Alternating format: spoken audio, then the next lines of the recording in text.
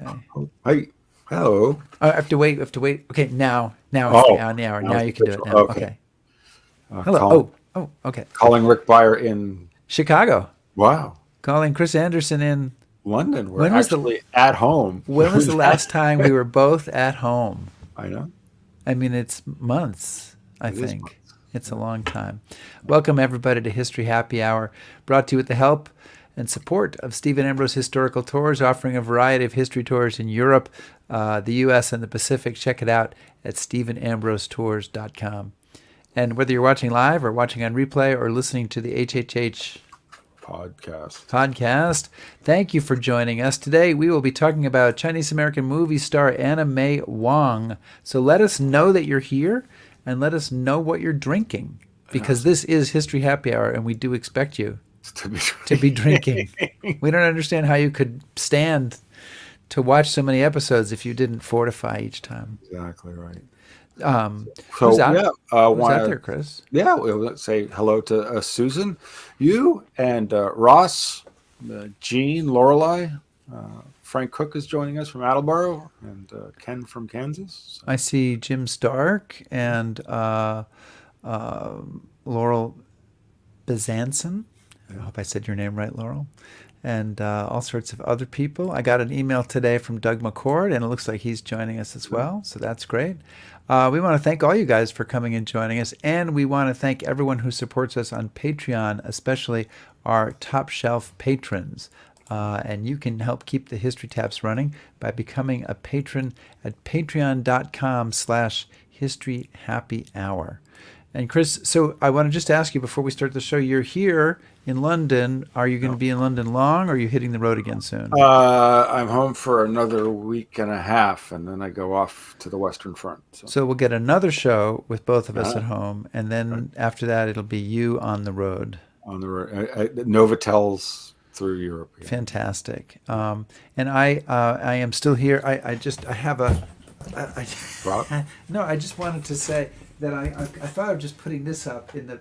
Is that the big print version of your book? Yeah, this is the right. This is for these really the people who have a really hard time seeing. But that is there a book attached to that, or is that just a poster? It's just a poster. Oh, anyway. All right, I think we filled enough time. What do you say, Chris? I think so. Chris, this is a desperate situation here. We need to start this show, so give us a cue.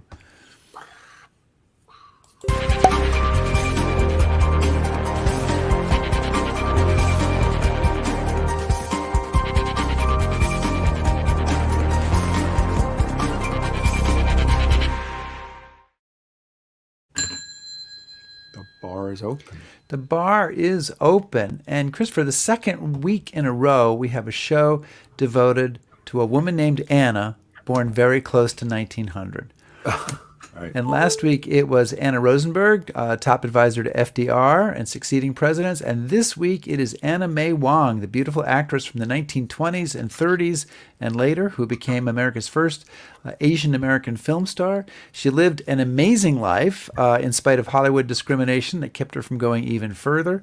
Her life and its context are the subject of a book by Yunte Huang called Daughter of the Dragon. I have to find the graphic here, darn it. Okay. Daughter of the Dragon, Anna May Wong's Rendezvous with American History. Yunte Huang grew up in China and is currently a professor of English at the University of California, Santa Barbara. He has also written books about the fictional Chinese detective Charlie Chan and the 19th century Siamese twins, who were actually Chinese, Chang and Eng Bunker. And so we want to welcome today to History Happy Hour Yunte Huang. Welcome to our show. Welcome. Well, thank you for having me. Appreciate it. So did you bring a cocktail to the show?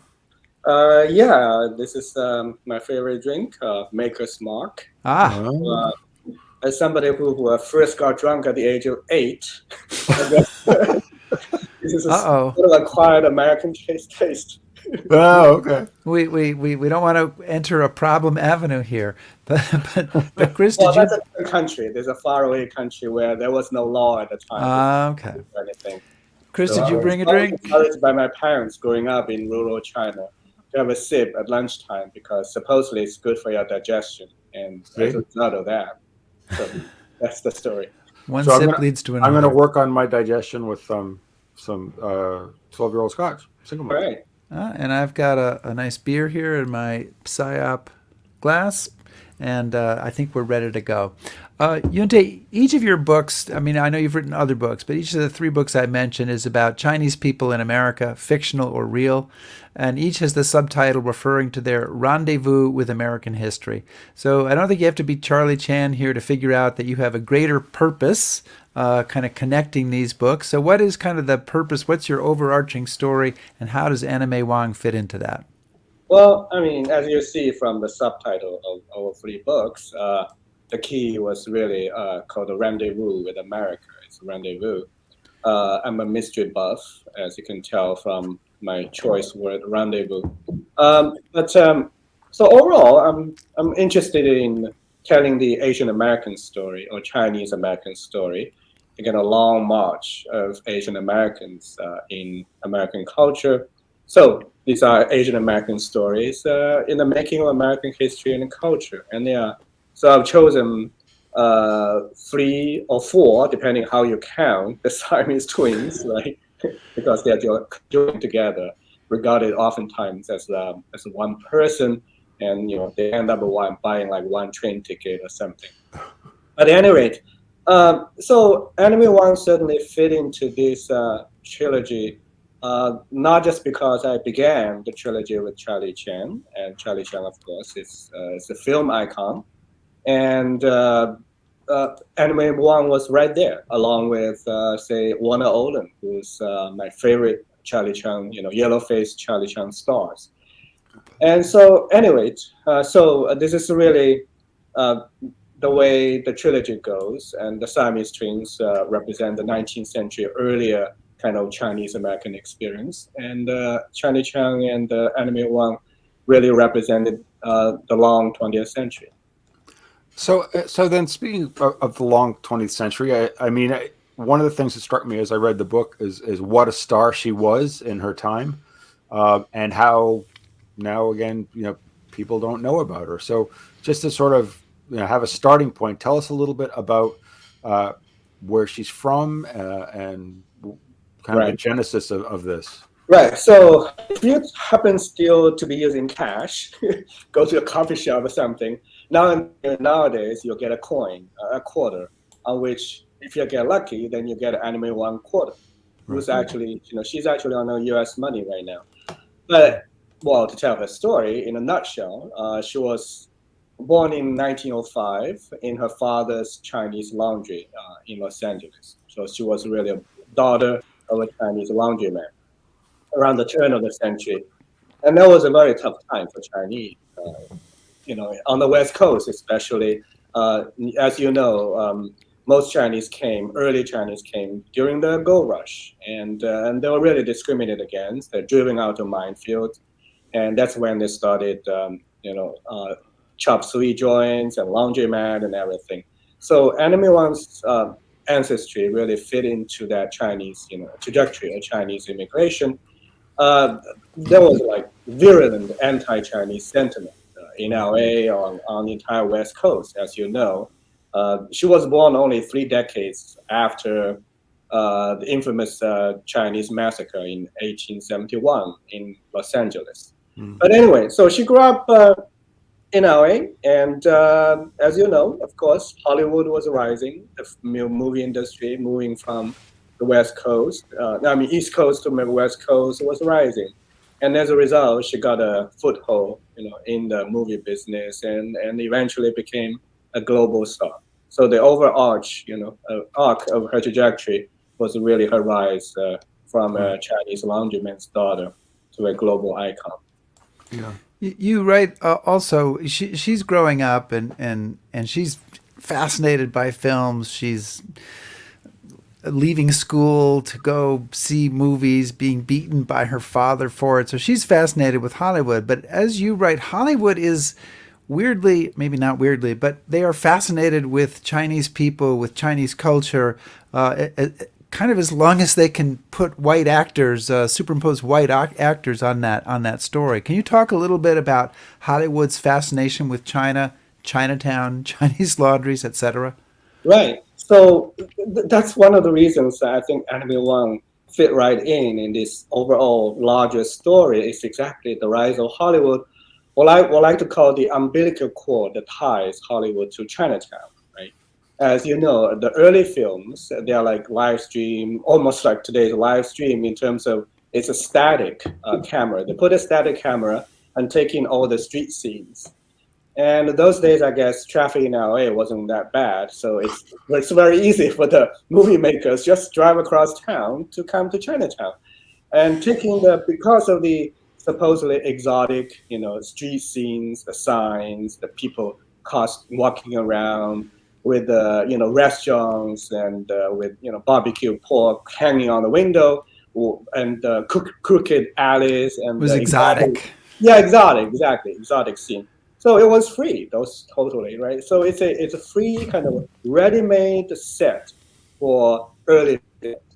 And on top of that, laundromat, for instance, workers kind of robotic movement in laundromat or barbershops, for instance. But Thomas Edison, for instance, the early, I think, trailblazer of cinema, of filmmaking.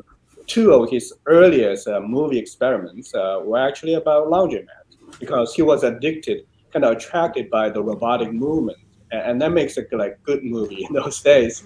So it's free, it's exotic, and also because of what people are doing in Chinatown, and that really reeled the movie makers, and they came to Chinatown. And who was hanging around there at the time? Anna May Wong. Anna May Wong was growing up there.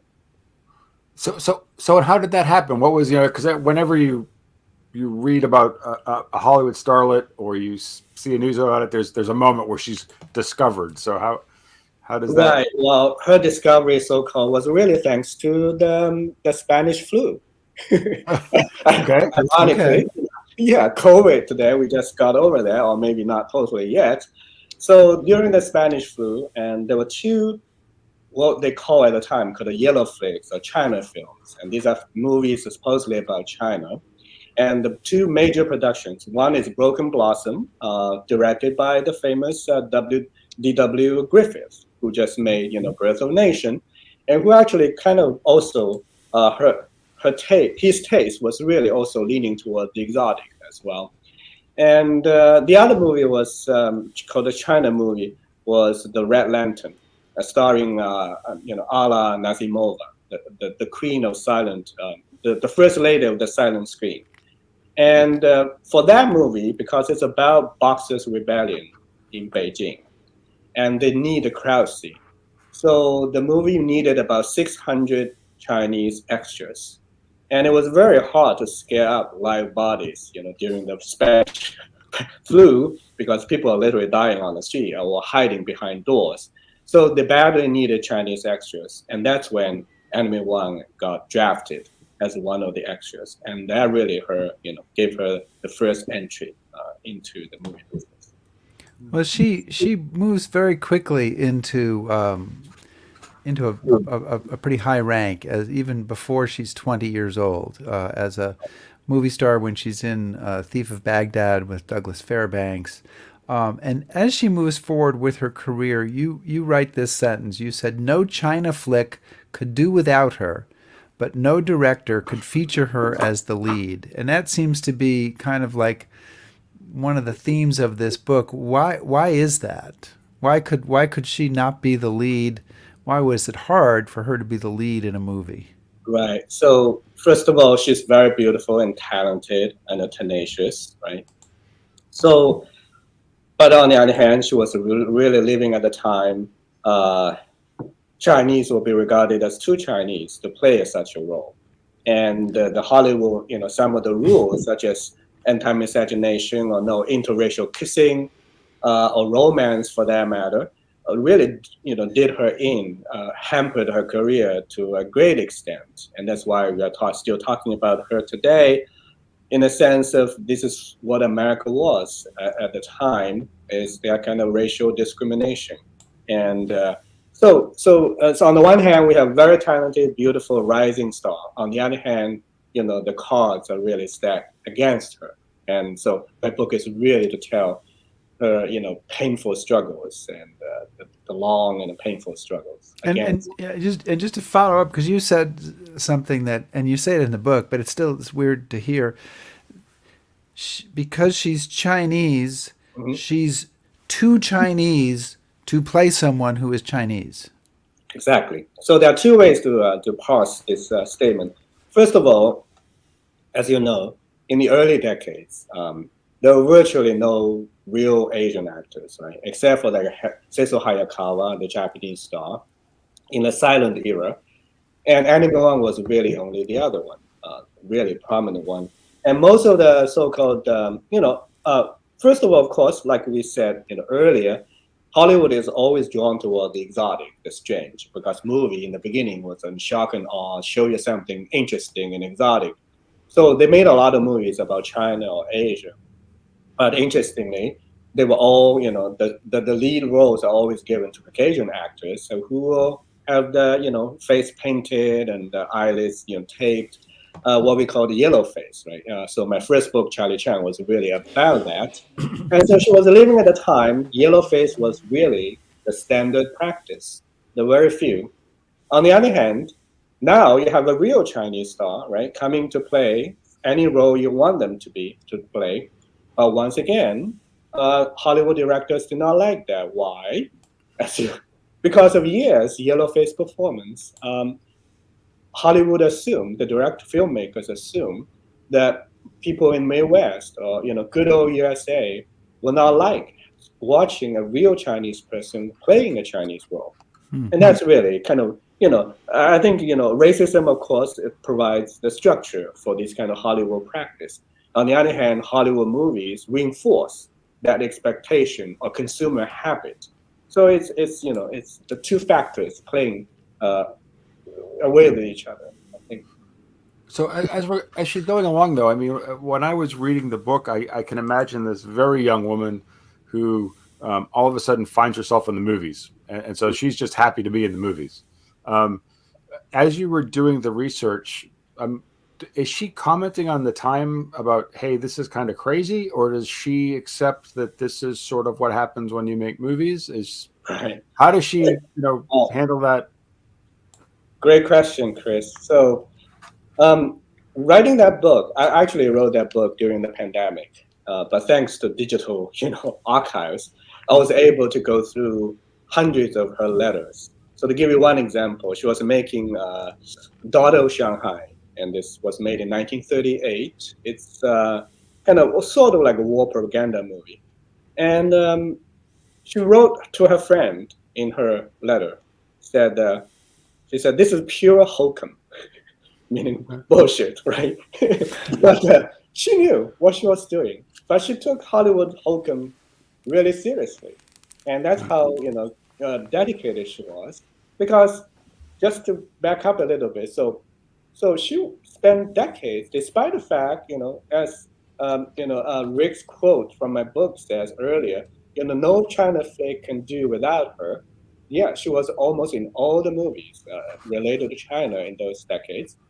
But on the other hand, she spent those decades also teaching Caucasian stars such as Mena Loy and then you name it, Barbara Stanwyck. They all did yellow face performance, playing Chinese characters. So anyone spent years and years teaching these Caucasian stars how to eat thing with chopsticks, how to talk, try to talk. So she taught them being Chinese. So in that sense, she knows, how humiliating that is. So she was happy, of course, to accept any major roles. And she was, of course, today, when we look back at her legacy, some critics still kind of, blame her for perpetuating some of the stereotypes. And I think I write this book partially to explain, how the context in which she was put into this very limited space to perform. So on the one hand, she knows this kind of bullshit. On the other hand, that's the kind of bullshit she needs to continue to, be part of. But she tried her best to change a little bit, to push back, and that's really, her story. Well, I think the other thing that I found interesting, though, too, is as she's discovered it and as this whole thing grows, before she makes that trip to China, which we'll get to, I hope, but she's an American, right? I mean, she's grown up in a Chinese American household, but she's American, so she's being there to quote unquote comment or portray a Chinese person, but she's not. Right. Well, that's a very typical American joke, right? A Right. grandmother walks into a bookstore, even today, say, I need a book about, a book of American literature. No, a book of American literature for my grandson. And so the clerk gave her a copy of Maxim Kingston's The Woman Warrior. And the grandma said, no, I mean real American literature. Right. So to go back to Anna May Wong's story, yes. All those years, she was regarded as Chinese. Okay, Chinese American. Those years are called the Oriental. The Oriental. That's the earlier term. And as a result, after years of being able to perform really well, for instance, the first film in which she really had a lead role was Toll of the Sea, right? Made in 1922. The first Technicolor film. Yeah, it's the first Technicolor film. But the twist of that, in that story, once again, and that just shows you the kind of toxic culture environment which she was working, right? The reason she was cast for the lead role was because they needed so-called real Chinese or Asians to test the color, okay?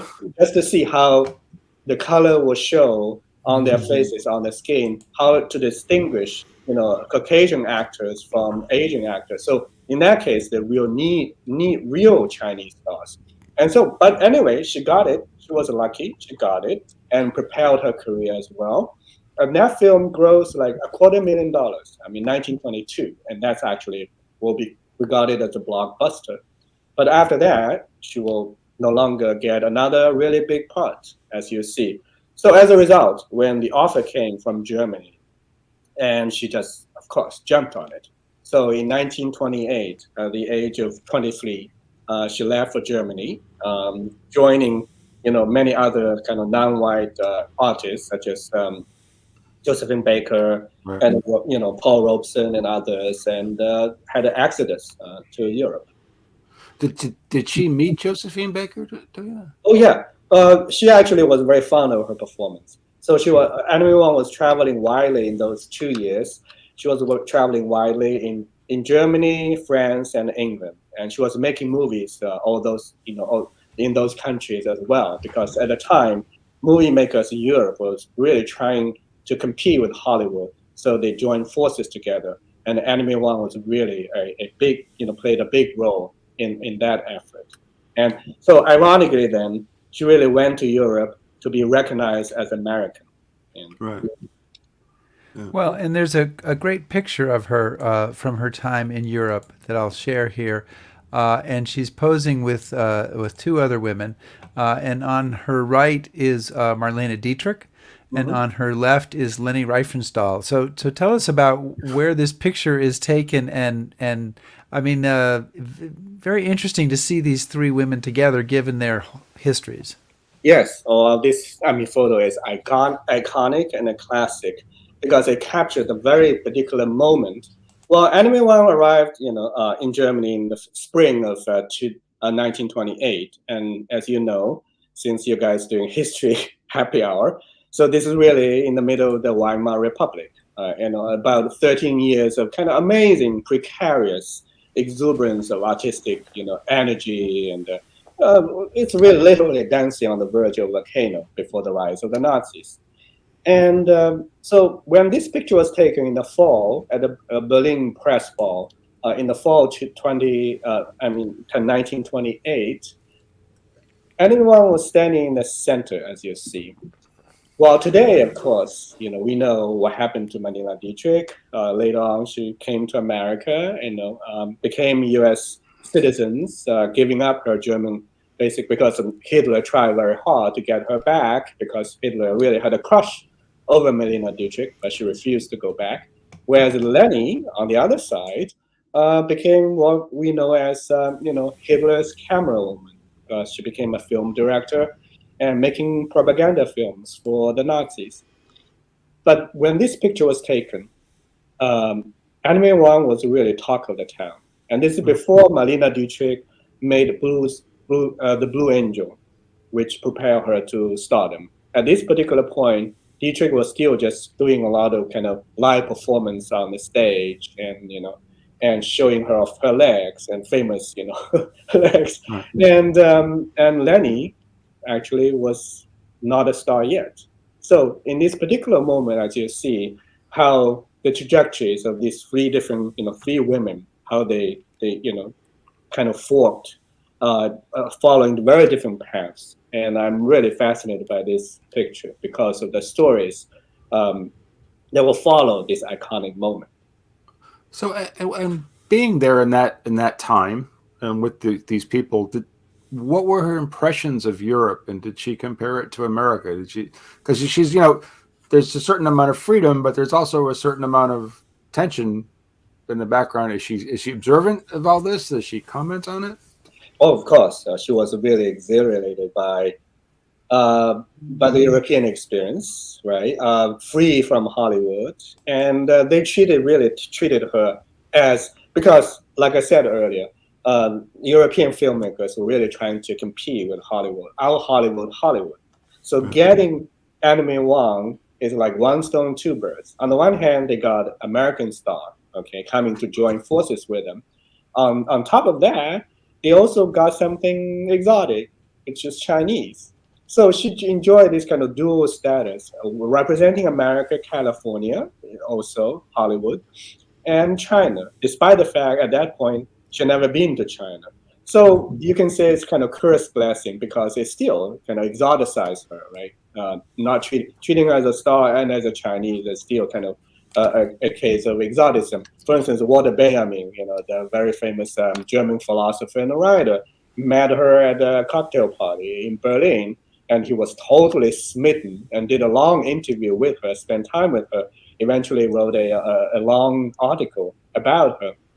And in that case, for instance, since you talk about, two Annas, actually Germans will prefer to call her May, rather skipping out Anna, because Anna sounds too Scandinavian, right? So they prefer the more Chinese, like May. So Walter Benjamin will call her May Wong, not Anna May Wong. And that shows you her attitude, her reception. But of course, she really enjoyed, and these are very kind of crucial 2 years in which, despite, removed from Hollywood, by the way, I'm not saying, Europe did not have, racism problem, and far from it, right?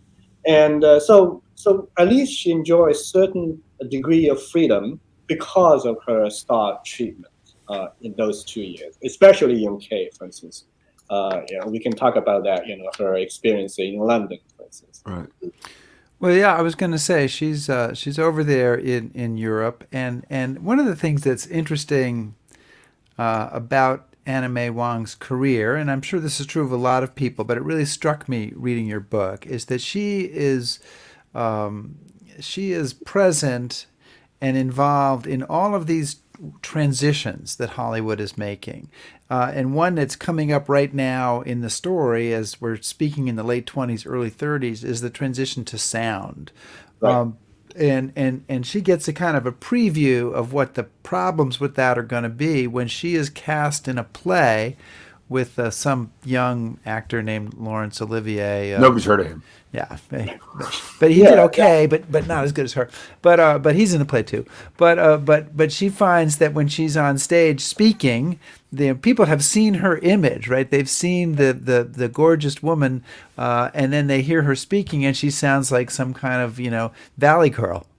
Right. I mean, they don't use that expression, but she sounds she's got a flat California accent, and so she is going to have to deal through, that is kind of the word to her, that she's going to have to deal with this issue and figure out how she can become a talking star. Right.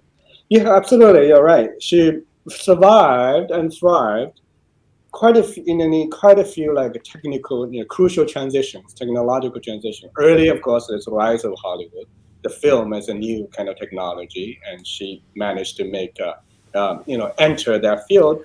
And now with the talkie coming about, so her Piccadilly, for instance, made in UK, 1929, is one of my favorite Anna May Wong films. And it was really the swan song of the silent era, right? Because in 1927, already the jazz signal already made, and everybody knew that the talkie is coming, right?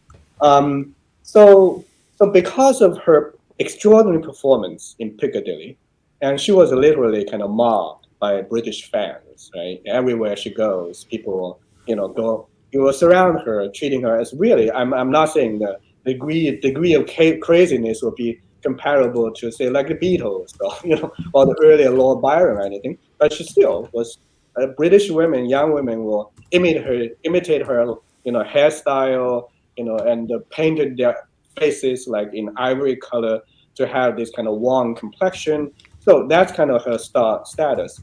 But as a result of Piccadilly, she was asked to the British theater, and this is like serious business, right? British theater. But the minute she spoke, so she was in this play called the Circle of Chalk, based on an old Chinese story. And but the minute she spoke, Rick, as you said, critics were appalled by her California accent, and that's when she realized she has this problem, right? And fortunately, as well, that film was transitioning from silent to talkie. So she knew in order to survive this transition, she needed to change her accent. So she spent a lot of money hiring a tutor from Oxford. So she left America in 1928, sporting, basically as like a chic flapper. When she returned to America in 1930, she was really sporting not just European high fashion clothes. She was also speaking with the upper class British accent, and that's the voice we will hear in for the rest, in all her movies later on, and that's really her acquired accent, and that shows you how serious, how committed she was to making it in the movie business. So Yunte, you had said earlier she becomes so well known in performing these Asian roles, and she's, I guess you would say, typecast, but she gets the same kind of roles over and over, and that brings her stardom. One of the things that I was curious about, though, is clearly she's successful doing that. Clearly, they want her in these sorts of roles, but Hollywood is not known for very often its originality. Why don't you think that this didn't spawn other Asian starlets? Or was it just tokenism that Hollywood said, "Well, we've got the one we need, and now we can move on"? And I was curious that, or did it start to change things? No, it didn't. It would not budge. Hollywood would not budge for decades and decades. I don't think it ever happened. I mean, for instance, even in the late in the 1960s and the 70s, before really the rise of the civil rights movement, Asian American movement, and all that, when we no longer call Asian people Oriental and all that, Hollywood was totally comfortable with yellow face performance, and all those years. I mean, give you one example: Bruce Lee, for instance, who's the guy who pitched the Kung Fu series, like the idea, right? Eventually, the very successful TV series, starring later, of course, David Carradine, who, by the way, is actually pretty good. But we are talking about the Bruce Lee, who could act the star in this kind of, Shaolin monk wandering the American wilderness west, meting out justice. But the Hollywood the executives thought, no, we cannot have Bruce Lee, this Asian guy who's speaking English with sort of like a weird accent. And, Dick and Jane in Ohio probably will not like seeing this guy on the screen. So they ended up casting. And we are talking about like the 60s and 70s, and Bruce Lee. So that really shows you how unwilling Hollywood was. And like I said earlier, the kind of racist culture overall in a larger context provide this, the base, but Hollywood reinforce that, racist, the consumer habit. That these two really reinforce each other.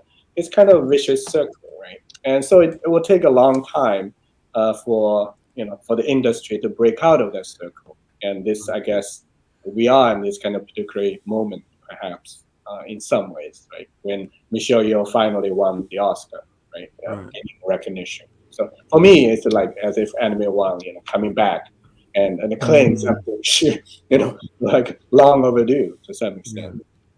I want to remind everybody that we are talking with Yunte Huang, who is the author of Daughter of the Dragon, Anna May Wong's Rendezvous with American History. And Yunte, I want to ask a question that occurred to me, which is, to what degree does she make her own stardom? In other words, if it wasn't Anna May Wong, would somebody else have become the premier, Chinese American, Asian American film star in the 20s and 30s? Or is it by dint of her own work ethic, her beauty, her talent, that she kind of pushes the curtains aside and makes this appearance in spite of the cultural racism and the racism of Hollywood? Right.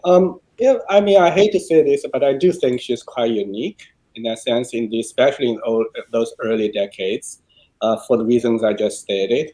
Hollywood was always addicted to yellow face, and American viewers as well. And they really don't want to see a genuine Chinese face on the screen, but somehow she made it, right? So in that sense, it's really her talent, her beauty, and her tenacity in many ways. So in that sense, we were talking about her. So later on, of course, when we move into, say, 1950s, post-war America, I guess, and when America had a more exposure, kind of historical encounter with Asia because of the Second World War, and I guess American viewers more kind of comfortable in the sense of, that's why, for instance, the Flower Drum Song, for instance, based on the Broadway musical, became a big China film, in post-war America. So, but at least in the first half of 20th century, I do think Anna May Wong is quite unique, and her individual talent and her tenacity, her willingness to compromise sometimes, to accept certain roles, but then try her best to tweak it a little, as much as it can, to push back, and I think that's the story people need to know, in a sense of, rather than just say, oh, look at the dragon, daughter of dragon, how fake that performance is. We can talk about that particular movie, but I think at least for the first half 20th century, she was really unique, really blazing the trail for other later Asian American artists. So is she? I mean, I think maybe later she's regarded differently, but during this, let's say the pre-World War II years, or before she goes to China, is she seen as an artist, a skilled performer, or is she seen as just our token Asian person that we can put in movies? I mean, did they recognize her talent, or is she kind of just exploited for her ethnicity? Right. Well, I know Hollywood is not a big fan of originality, but when they see a real talent, they do know. Yeah. Anyway, so Shanghai Express, for instance, Joseph von Sternberg, the guy from Austria, right, became movie director, and he made Shanghai Express, is so-called to make love to Marlene Dietrich with a camera, and every shot of Marlene Dietrich is a full frame, the hair, the clothes, the light, and everything. And there's Anna May Wong, okay, playing second fiddle to Marlene Dietrich.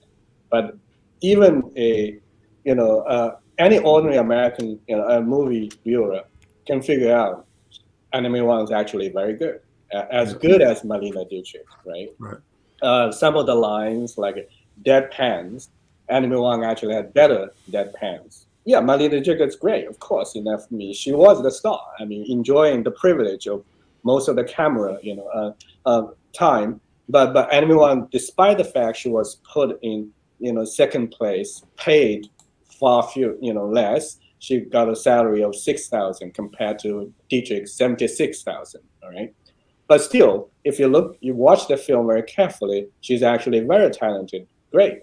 So in that sense, as you know, to think about Hollywood, how they evaluate this, Anna May Wong, who she is. Okay, they have one Chinese talent.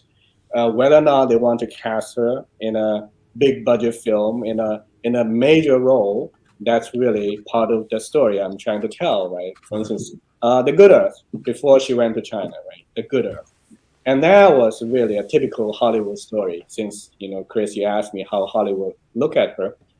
And we are talking about really the biggest China flick in those years, right? Based on Pearl Buck's award-winning film, novel, The Good Earth. It was like the Barbie movie today. Everybody was talking about it. Everybody was waiting to watch it. And MGM hired a coolie an army of coolie laborers, and carved a California hillside and turned it into a Chinese rice paddy. And 4 years of work, and that's how how big the investment was. Yeah. So everyone definitely want to have a big part in that, especially the female lead. Okay, but of course, the yellow face, the practice, right? The minute they cast Paul Mooney as the male lead, anyone knew that it's hopeless because of the bias against the ban, the taboo. It would have been illegal. Romance. So so that role, of course, went to Louise Rayner, who, by the way, was actually great. She actually won an Oscar for that role. She played a Chinese peasant, peasant woman, right? And that really, so on the one hand, of course, Hollywood knew that Anna May Wong was very talented and beautiful, attractive. On the other hand, they, predicting how the viewers will react to this, and all following their own instinct, whatever, or bias, they decided not to cast her. So she's not cast in The Good Earth, and there's quite a bit of publicity about that at the time. So there is some recognition that this is kind of a semi-hypocritical practice, yellowface, at the time, even if it's going to continue on for a while. But she is still kind of at the height of her career at this point, and she makes a trip to China, which takes, I looked at the dates very carefully, and I think she's overseas for about 10 months. It's a long trip. And you devote quite a bit of pages of your book to this. Why does she go? How is she viewed in China? And what kind of impact does her trip have? Okay, so she was utterly disappointed by what happened with Good Earth. And at the time, her father, who was a laundryman, as I said, his laundry was destroyed in the construction of the Union Station, right? The Union Station, train station in LA, dislocated basically, Chinese in Chinatown. Chinatown moved to a different place totally. So her father's laundry was gone, and he decided to go to China. Although he wasn't born there, he was actually born in the United States. But he had a first wife and a son growing up and living there. So he decided to retire to China, and that gave Anna May Wong a very convenient kind of reason. But of course, there's far more profound reasons, and she treated it as sort of like a soul-searching trip. And to say, she said that whether I'm going to China to find out whether I'm Anna May Wong or Huang Liushuang, which is her name in Chinese, to see how Chinese I am, because she's never been there. Despite all those years, she's been playing a Chinese role. Right. In Europe, she'll be regarded, like in London, she was recognized that the ambassador, China ambassador, or cultural ambassador from China, although then she'd never been there. Anyway, so she spent 9 months, visiting Hong Kong, Shanghai, Peking, and a number of other cities. And she was really astonished because this is 1936, was right before the Sino-Japanese War broke out. The full-scale Japanese invasion will follow the next year. So she was really there, sort of like her arrival in Berlin, Weimar, Berlin, right before the rise of the Nazis. And it was a crazy time. So Shanghai, like the money mash Shanghai, totally kind of cosmopolitan, with a lot of refugees from Europe as well. And she was astonished in the sense that, Shanghai, you would think, China is like a middle kingdom, this kind of ancient nation, always recognized for its slow pace. But Shanghai is as crazy as anywhere else in London. Or compared to Shanghai, really, Santa Monica is like backwater. So that's really her experience. So London was her favorite city, but Peking was really her second one because of the kind of timeless quality about it, the ancient civilization. And she also, the other reason she went to China was to study Chinese opera. And she really wanted to, snubbed by Hollywood, she devoted herself again, not to British theater, but to the Chinese theater. She wanted to study Chinese theater and to bring Peking opera, back to the United States and popularize it in the world. And that's really, part of her purpose. But one of the interesting things about the story is that she's in the United States and starring in movies and very American, but she's covered heavily in China because she is of Chinese ancestry, and she is in that period of her life. She's not viewed particularly positively because they kind of blame her for some of the stereotypes of the movies that she's in. So she's sort of also trying to combat that, isn't she? Absolutely. Well, misogyny is not really American monopoly, as you know, by no means.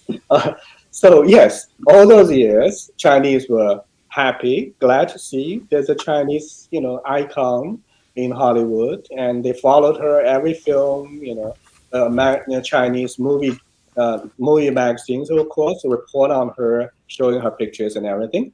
But yes, China turned out also was a conservative culture as well, and did not like the fact she will, play some of the roles such as Thief of Baghdad, wearing very little clothes. And they thought, especially with movies such as Daughter of the Dragon, and when she played this kind of evil Chinese dragon lady type of characters, Chinese critics were offended.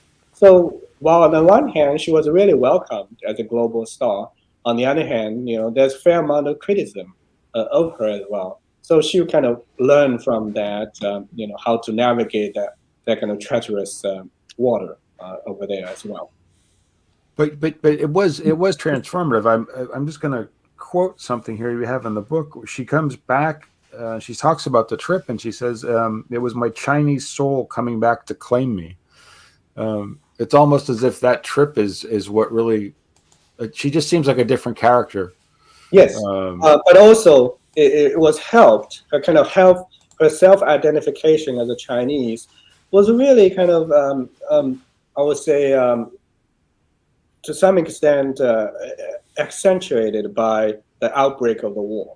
Yeah. So when Japan invaded China in 1937, Anna May Wong really, plunged in full-heartedly into China Aid, the war effort, and she, donated her jewelry, auctioned off her clothes that she, carefully curated actually. During that 9-month trip to China, she brought back, tailor design and everything. So she auctioned off many of her clothes just to, contribute money to war relief in China. So in that sense, she also found her Chinese soul. So she's incredibly hot stuff in the 1930s. She's making some big films. She's getting a lot of press coverage. When she goes to Europe and when she goes to China, she is overwhelmed with reporters asking her. When she goes to Tokyo, she describes in detail the reporters asking her questions about her love life and everything else. Right.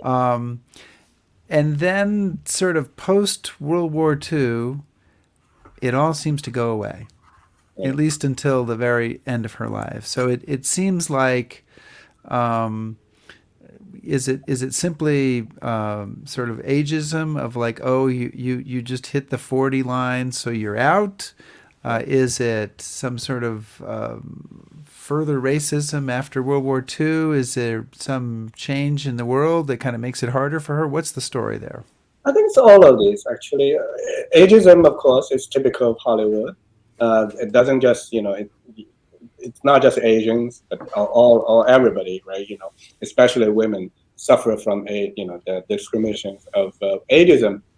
But in this particular case, actually, I will argue, as I did in the book, that especially minority actors such as Anna May Wong, suffer not just double jeopardy, right, but triple in the sense of there's a sex discrimination, there's age discrimination, and the racial as well. Just give you an example, since we touched it briefly, her post-war life, and she really lived a very lonely kind of celibate life, and her career went into decline the minute she will hit like late 30, early 40. And that's usually earlier than I would say, when ageism will kick in for most actors. But in this particular case, American fascination with Asia, or what I call Orientalism, right?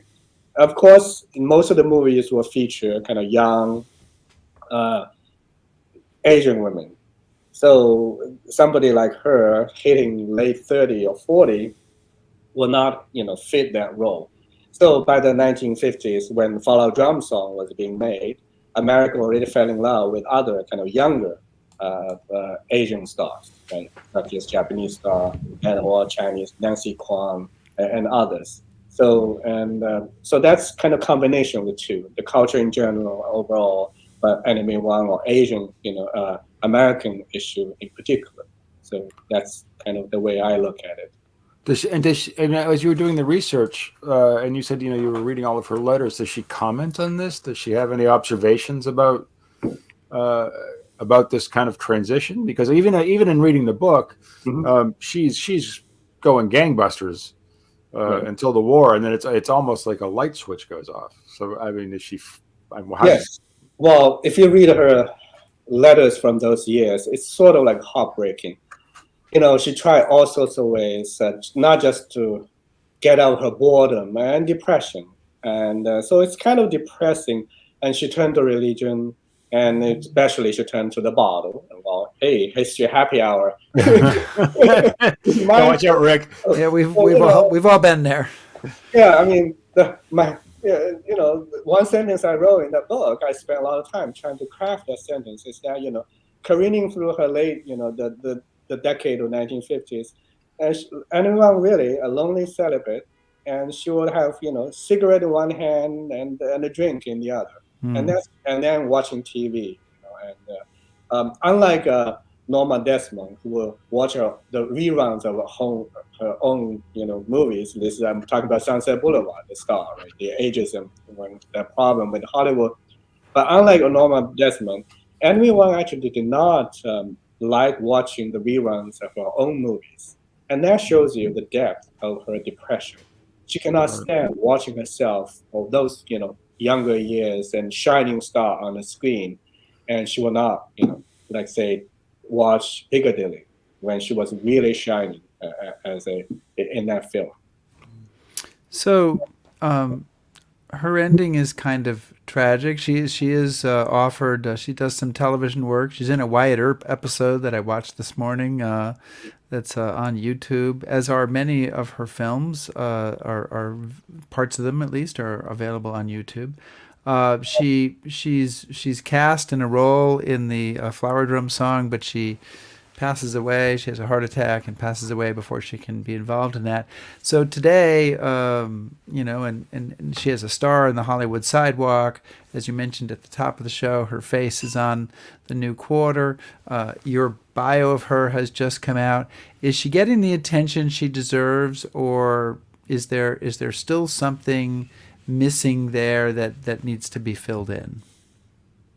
Well, the other way to think about this is, whether or not Asian Americans finally got their moment in a larger sense, right? Well, of course, compared to, the time when she was considered too Chinese to play a Chinese role, the fact Michelle Yeoh will win Oscar, and, the rise of all this Asian cinema, right? You have Squid Game on Netflix, right?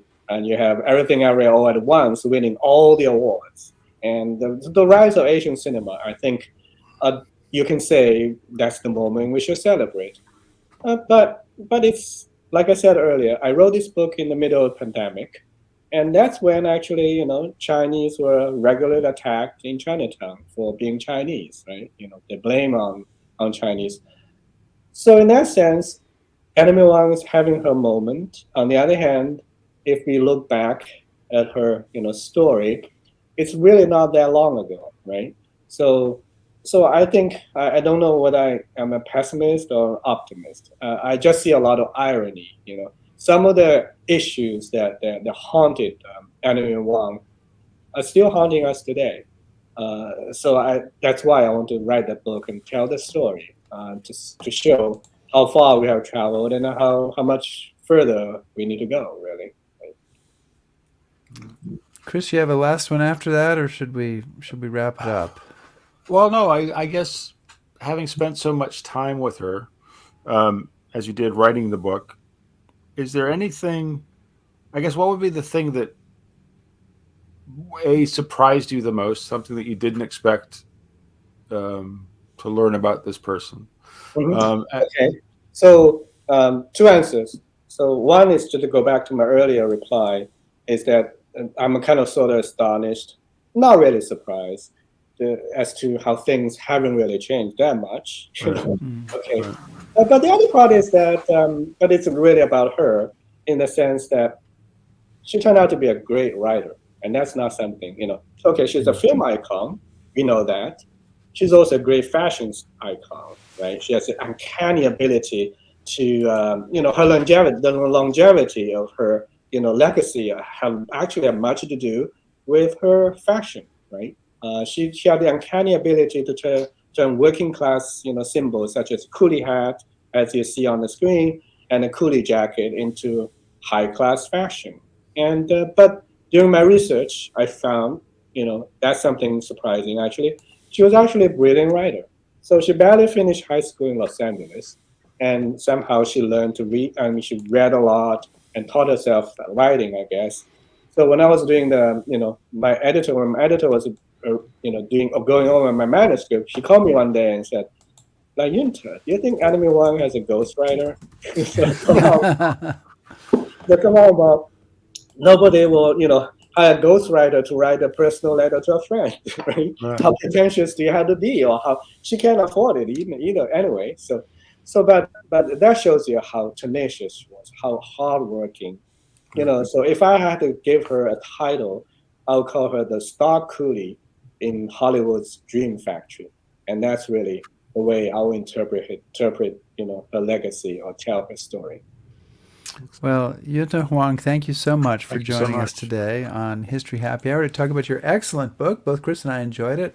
The Daughter of the Dragon, Anna May Wong's Rendezvous with American History.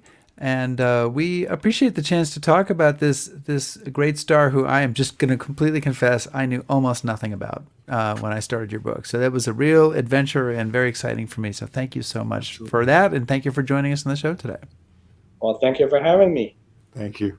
Good luck. Our pleasure. So yeah, that's a little bit of a departure. We'll get back to World War II next week. Yes, we will be.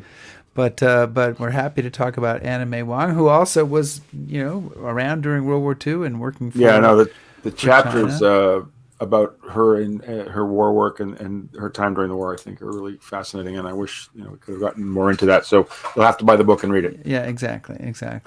Next week, we're going to be talking with author and journalist Shannon McKenna Schmidt about her new book, The First Lady of World War II, Eleanor Roosevelt's daring journey to the front lines and back. So looking forward to that and to revisiting that topic that somehow seems to creep into all of our shows and everything else that we do. But guys, thank you so much for joining us today. Really appreciate it. Please subscribe to us on YouTube, follow us on Facebook, shout at us on Twitter, listen to our podcast, back us on patreon.com, and browse our 167 episodes at historyhappyhour.com. Thanks, everybody. Be safe.